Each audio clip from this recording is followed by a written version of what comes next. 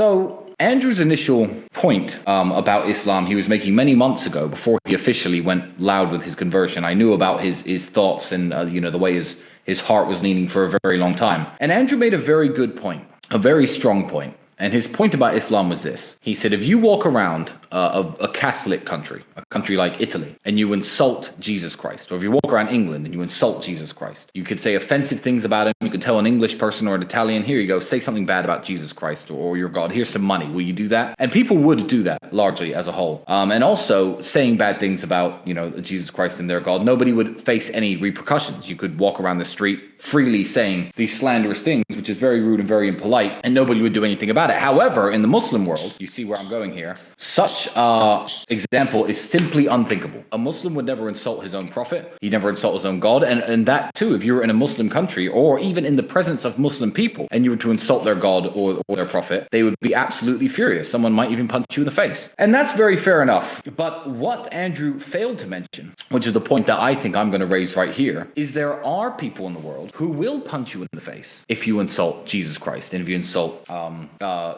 Jesus Christ or the Virgin Mary or anything. And those people are the Muslims. Now, if you don't know religion and you don't know religious history very well, then I guess you don't know that one of the most important prophets in Islam is Jesus, son of Mary, as they refer to him, or Jesus Christ, as us Christians call him. So this, Dubai, the Middle East, the United Arab Emirates, the Muslim world is a part of the world where you could not walk around and freely insult Jesus. So I feel perfectly at home in the Middle East, and I feel perfectly at home living with my brother, who is now a Muslim. He's going to put a Quran up above his title belts in the house. I have no problem with that book being in my house. I am very happy for my brother and the decision he made. I think that it's going to benefit him in the long run. I think that he's a lot happier than I've seen him in a very long time, and good for him. Now, I was asked about my own conversion or potential conversion, and here was my answer.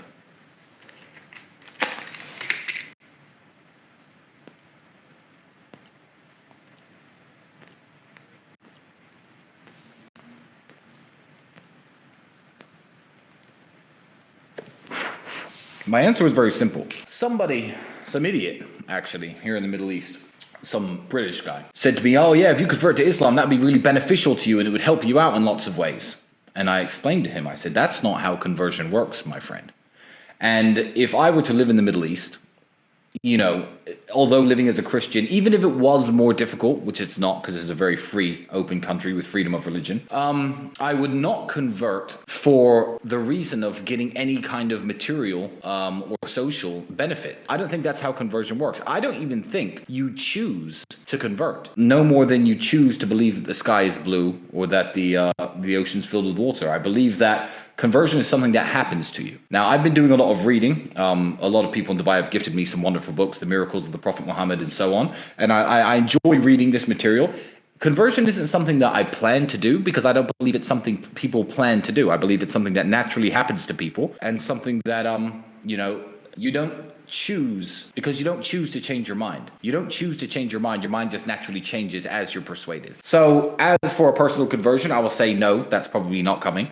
It's certainly not coming yet. If it does happen, it will be an organic process. But nevertheless, I believe that Christians and Muslims are now finally united. So over the history of Christianity and Islam, there's been lots of fights, and there's been lots of arguments, and there's been lots of wars, and the Crusades, when the Christians went in and tried to take Muslim land from them, and the Ottoman Empire too invaded Europe through Romania and got even to the gates of Vienna. There was lots of beef between Christians and Muslims, but that was obviously due to religious differences, because people were let's call them zealots back then. But also it was about political power. It was about who controls the land, who controls the laws, who controls the countries. I believe that Christianity and Islam are now closer linked than ever before. I believe they're closer linked now than they even were in the day of the Prophet Muhammad, peace be upon him, who by the way, encouraged religious freedom and lived completely peacefully with Christians. I believe today we are united by a common enemy. I think that the evil actions of what's happening in the world, the degeneracy, the perversions, the horrible things that we see every single day on our TV screens, the atrocities committed in the name of all sorts of nonsense, even reproductive freedom, the millions and millions of babies being it every single day. It's tragic, and I believe that Christianity and Islam now stand hand in hand as brothers against the moral degeneracy of the world. So I don't see a time in the future where there's going to be any kind of beef between Muslims and Christians. And if you think there's going to be any beef in my house between me and my brother, you are wrong.